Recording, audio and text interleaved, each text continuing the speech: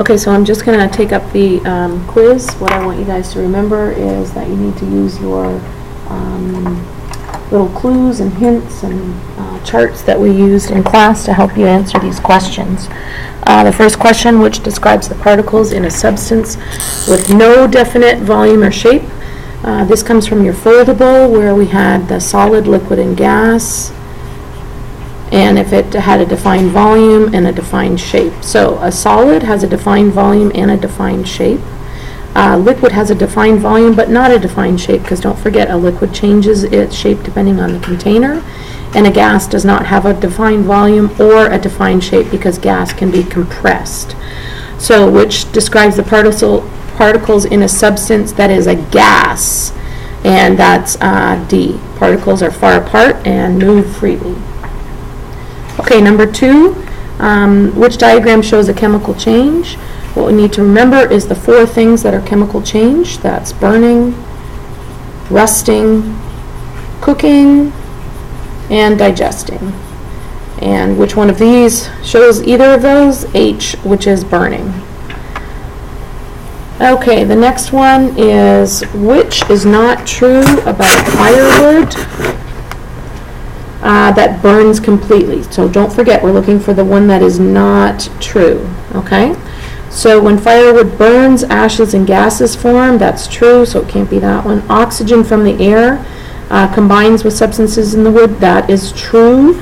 That's how you keep a fire going, by adding oxygen. The total mass of substances in this process decreases. That is not true, because the law of conservation of mass states that no matter what happens, the mass will stay the same.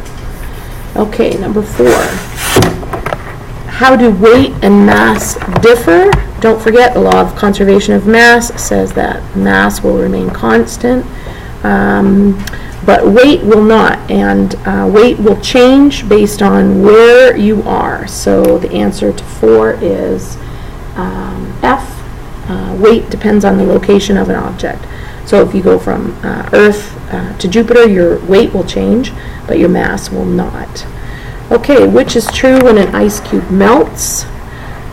Don't forget that ice is the only substance that actually increases its volume, or water is the only substance that increases its volume when it freezes. So we have to look at an increase in volume.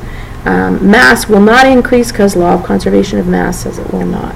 Volume and mass do not change. No, we know that volume does change. Volume decreases when an ice cube melts. That's the correct answer, because when it melts, the volume will go down, because volume increases when water freezes.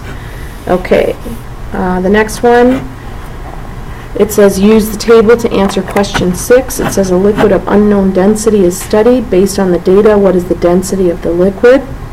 And what we have to do is just use our density formula. Density equals mass over volume.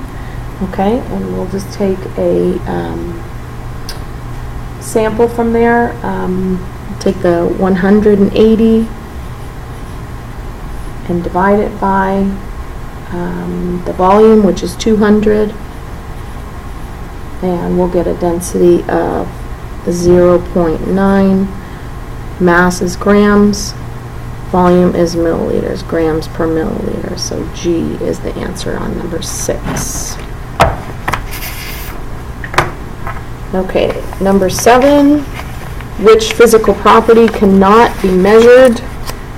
This one's a little bit tricky, so I want to just clarify that you have to understand the difference between measured and calculated.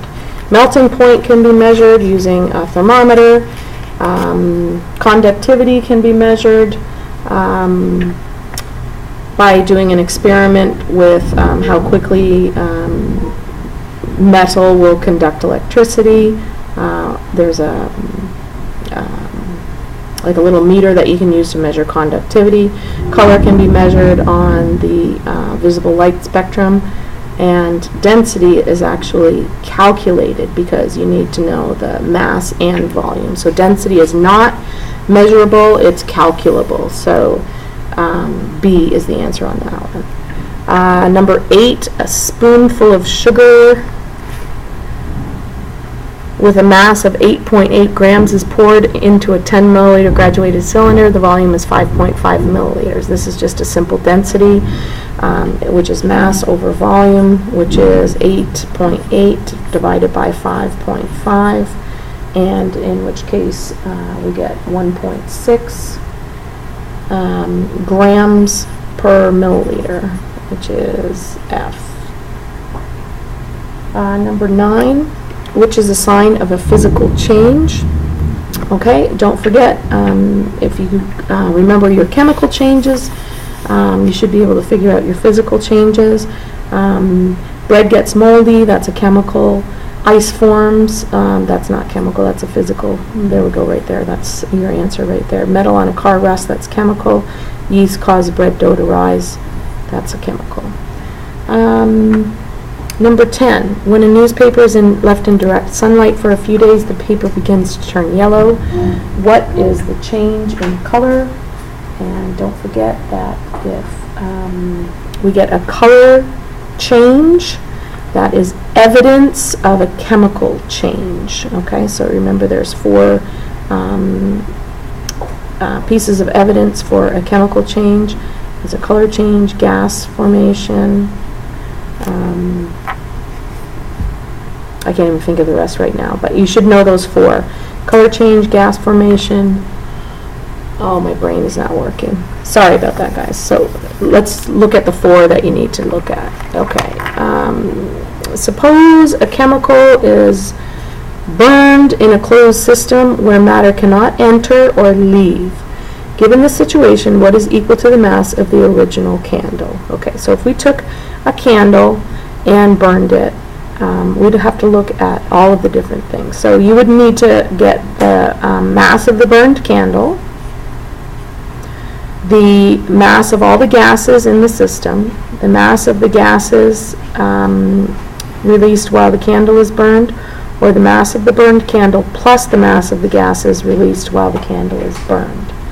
Okay, so in this case you would have to get everything that's in the container, because the gas that's produced plus what's left of the candle will add up to the original candle. That's law of conservation of mass. Okay, and number 12. Densities of some metals are shown in the table. Find the density of an alloy that is 50% aluminum and 50% gold by weight. Okay, this comes from math. You guys should be able to understand that you add 2 together. So we've got 50% aluminum. So aluminum's density is 2.7, and gold's is 19.3. Add them together.